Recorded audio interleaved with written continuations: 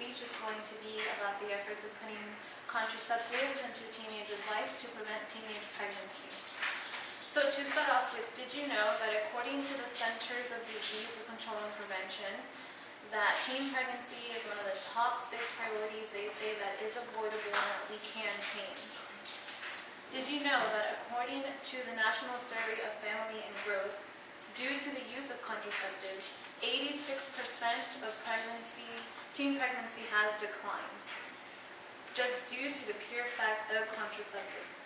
So I believe that together as a whole, as a community, you and I, should try to fight together to go ahead and allow the education of contraceptives, to allow easier access of contraceptives, to make it free for teenagers, because we all know they're going to be sexually active regardless, and it's something that we can change, but the best thing that we can do is to come together and educate them, give them access to it, and see how much change we can do according to that. And it is possible for us to change. We haven't reached a dead end. This isn't something that is just completely unavoidable. It's nothing that, we're stuck with. It's something that we can come together and make an impact on. Now, becoming pregnant and being a mother can be a beautiful and amazing thing, but unfortunately I can't say the same for all. As a teenage girl becoming pregnant, you're scared. You're physically, emotionally, and financially unstable and not ready to have the responsibility of having a child. You can barely take care of yourself. Imagine taking care of another human being. When a child gets pregnant, it doesn't only affect herself, it affects her family, it affects her school, it affects the child, it affects the father. It's just an overall domino effect. According to the World Health Organization website, young mothers who do get pregnant have complications during childbirth and pregnancy is sadly the second cause of death among 15 to 19-year-olds. That is death. You're dead. There's nothing you can do. All due to the fact of becoming pregnant, something that can be prevented with contraceptives. And anyone can fall victim to it. Unfortunately, your daughter, your granddaughter, your niece, it's nothing that only affects a certain group of people. It's all over the world. It's globally. And we need to change that. We can fix that. The earlier the woman is pregnant, the greater risk for the child, period. That's just the way it works. According to World Health Organization also, that low and middle income countries, for example, when there are mothers under the age of 20, the children have a 50% chance of being born stillborn or dying in the first weeks of birth. So the younger the mom, once again, the greater the risk to the baby. The newborns, once if they are successfully born, have a chance of having a low birth weight and therefore will carry on these effects into long-term effects. Once a child is born, though, the problems don't end there. The mothers come across more problems.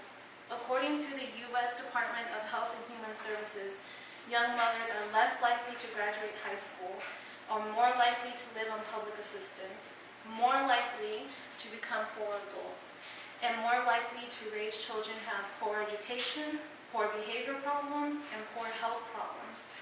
As you can see in the flyer I passed out, another sad reason that we should prevent teen pregnancy is that teen mothers are 7 times more likely to commit suicide than non-mothers. And it's just a very sad fact that we can change. So how can we help? Well, according to the GovMatcher Institute website, people who use contraceptives, young people specifically, 65% of them who use the contraceptives correctly, consistently, only account for 5% of the unattended pregnancy. That is a major drop compared to people who just don't decide to use anything. And then American Journal study called A Skill-Building Approach to Preventing Teen Pregnancy states that 87% of teen pregnancy is due to the fact of no contraceptive access. So this was done according to the fact that they didn't have anything with them, something that could have been prevented. Sarah Brown, also with her academic journal, states that the reason why is because the cost of contraceptives and then the access to contraceptives is very difficult for young people to get across. So that could be a reason why that they didn't have it at the time. And we can go ahead and we can change that. For example, we can go ahead and give out free contraceptives like condoms at school, or we can have clinics that are available with doctors that are willing to talk to young people, educate young people about birth control.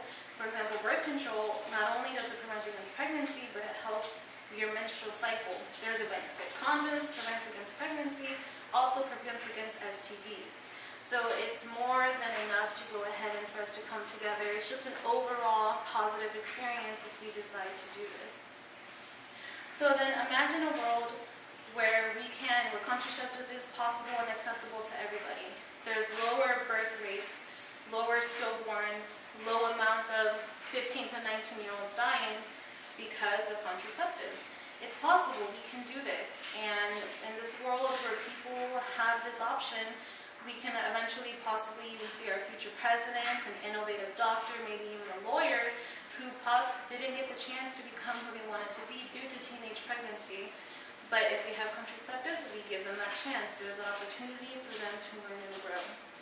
So I think that together as a community, we should come and go ahead and talk to our government offices, talk to our children, talk to our educators, and find a way to make contraceptives easy and costly or free for the teenagers to